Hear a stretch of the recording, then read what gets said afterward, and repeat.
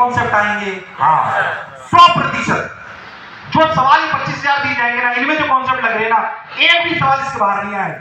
और अगर बाहर आएगा तो पूरी दुनिया के लिए बाहर हो, उसके लिए तुम्हें घबराने की जरूरत नहीं है। चिमनी वाला प्रॉब्लम आ गया, दावे के साथ कह सकता हूँ पूरे देश में सिर्फ हमने सही सॉल्यूशन दिया था उसको। भले चेक कर लो आप, सबने गलत सॉल्यूशन एवरीथिंग मैच हुआ है।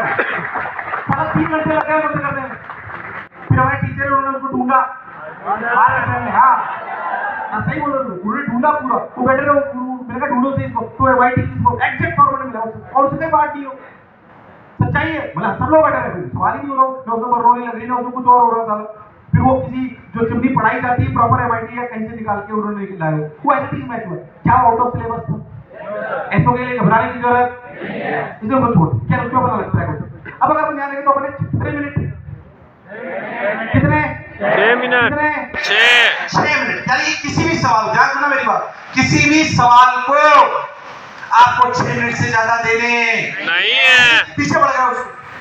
अगर नहीं हो रहा है सवाल तो टेक्स्ट सॉल्यूशन देख लीजिए। क्या देख लीजिए? टेक्स्ट। बच्चा सर टेक्स्ट सॉल्यूशन देख लेते हो, क्या बाद में याद रहेगा? आपको क्या करना है कि अगर मैंने इस फॉर्मेट का सवाल कर लिया, अगर मैंने इस फॉर्मेट का सवाल कर लिया तो वापस ऐसा आएगा तो मैं गलत नहीं होगा, ये याद होना चाहिए। ईमानदारी से बोलो, मैं तुम्हारी पुरानी बेड़ियां तोड़ रहा हूं, और इसलिए जरूरी है क्योंकि लॉजिकल। क्या मैंने कुछ भी लॉजिकल बोला है? क्या 25,000 सवाल कर लेंगे, रिवाइज कर लेंगे, क्या सेलेक्ट हो जाएगी? क्या 25,000 सवाल करने के लिए रोज 120 सवाल करने हैं? Yes sir. वो भी तब जब हम 200 दिन लगातार 8 घंटे रोज पढ़ेंगे। बोलो यस और नो? Yes sir. यस और नो? ऐसे रहना पड़ेगा।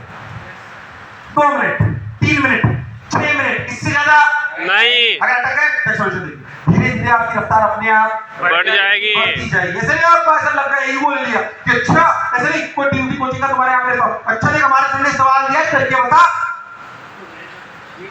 बेवकूफ टीचर को उलझाना हो, आज मैं तुम्हें बोल रहा हूँ और तुम्हें बेवकूफ बनाना हो, और मुझे अपनी हीरो गिरी बचानी, 5 सवाल लिख दो, दावे के साथ कह सकता हूँ कि तुम नहीं कर सकते हो, बाकी किसी कोचिंग का नहीं कर सकते, नहीं कर पाएगा, मैं आपको कह रहा हूँ।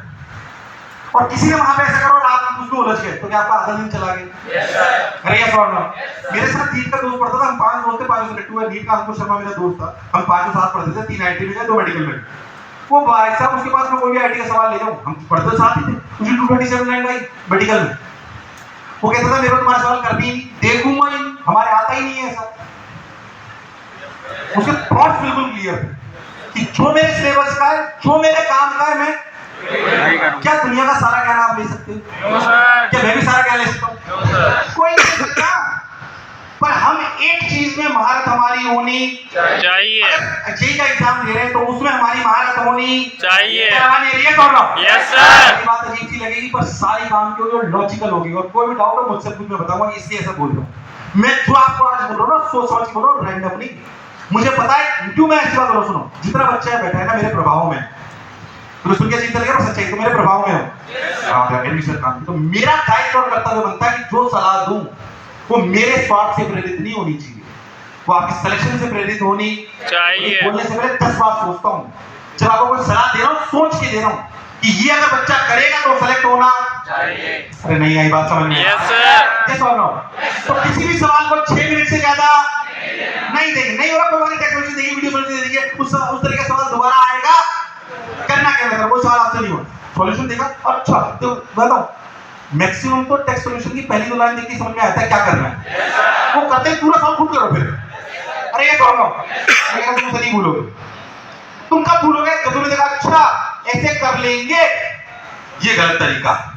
सवाल देखा नहीं हुआ, 6 मिनट ट्राई करा, 5 मिनट ट्राई करा, क्या देख रहा है? टेक्स्ट सॉल्यूशन देखा, तुमने पहली 2-3 लाइनें बता पड़ा, अच्छा ये फॉर्मूला लगेगा, तो फिर उसका पूरा आंसर देखना, उसे फिर खुद से पूरा सॉल्व, क्या पहली 2 लाइन में हिंट मिल जाता है? Yes sir. तो फिर देखना, that is how you should repeat it, ताकि आप जब दोबारा ऐसा सवाल आए तो आप उसे कर सकेंगे। क्या मेरी बात एकदम क्लियर है? Yes sir. यस और नो? Yes sir. अच्छी बात है, ये बात हम समझ गए। तो मैंने आपको लॉजिकली क्या बोला, लॉजिकली फिर से वापस रिपीट करते हैं आज की रिपीट तरीका, इसको तरीका सुन। क्या बच्चा सेलेक्ट होता है, एवरेज बच्चा जो रोज 14 घंटे, पहली शर्त सारी क्लासें करना और घर पे 8 घंटे पढ़ना, क्या प्राथमिक शर्त है? Yes sir. ये मैं मान के चल रहा हूं तभी बात कह रहा हूं। क्या क्या जो बच्चा 20,000 से 25,000 सवाल कर लेगा, रिवाइज कर लेगा, क्या उसका सिलेक्शन तय है? Yes sir. क्या उसको 20,000 25,000 सवाल डिफरेंट सब टॉपिक से करने चाहिए? अरे आवाज जा रही है सर? Yes, sir. तो हमारी जिम्मेदारी, डोंट वरी, हम देंगे। क्या मेरी बात क्लियर है? Yes sir. 20,000 25,000 सवाल अगर उसे करने हैं तो उसको कम से भी कम, उसको इस बात के लिए उसका ध्यान रखना है कि किसी भी सवाल में 6 मिनट से ज्यादा नहीं। अगर उसको डिस्कशन में समस्या आ रही है तो उसको इस तरीके से डिस्कशन को कंप्लीट, एवरीथिंग इज स्ट्रक्चर्ड, ताकि हमारा हर बच्चा सेलेक्ट ओ हो जाए। ऐसे करे। अब ध्यान देना, अच्छी बात सर, ये हम समझ मशीन कहां है। जब हम ये बात को सॉल्व कर रही है, पर जब हम इतने सब ये इससे क्या स्ट्रक्चर हो, मैंने सारे सब टॉपिक सॉल्व, अरे पर मेरा कुछ वीक भी तो है। अरे है कि नहीं यार? ये तो मैंने एक बार स्ट्रक्चरिंग कर ली, अब मेरा कुछ वीक है और कुछ स्ट्रॉन्ग है। जो वीक है उसमें मेरे को और प्रैक्टिस करनी चाहिए। ये कौन बताएगा? वो मशीन।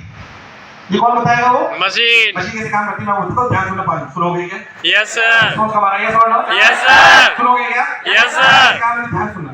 क्या सवाल का स्कोर कैसे आता है बोलो क्लियर? Yes sir. अब श्री और सृष्टि दो बच्ची है, यस सर। इनका मेटा डेटा हमारे पास इकट्ठा होता है बैकएंड में। मेटा डेटा समझते? इनके इनपुट्स।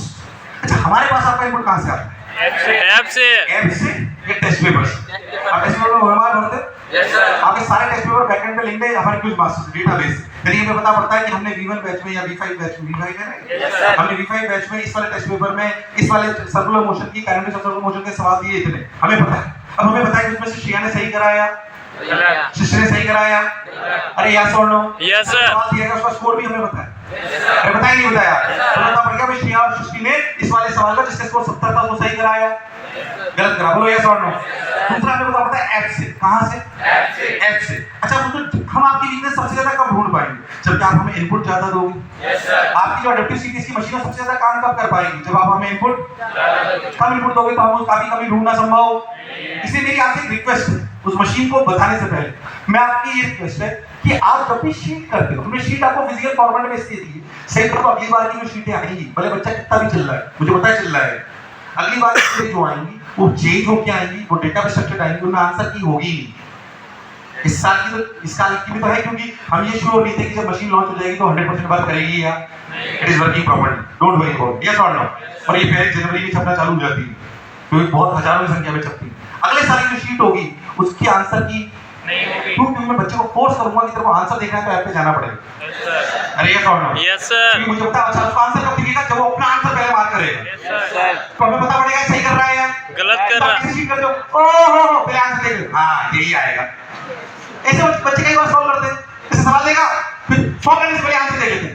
बी हां, आंसर देख के सवाल करने का कोई मतलब नहीं है। तो जब आंसर आपको क्या करना है ध्यान समझिए, जब भी आप शीट सॉल्व कर लोगे, मेरी रिक्वेस्ट है ऐप पे जाओगे, सॉल्व कर लो बस।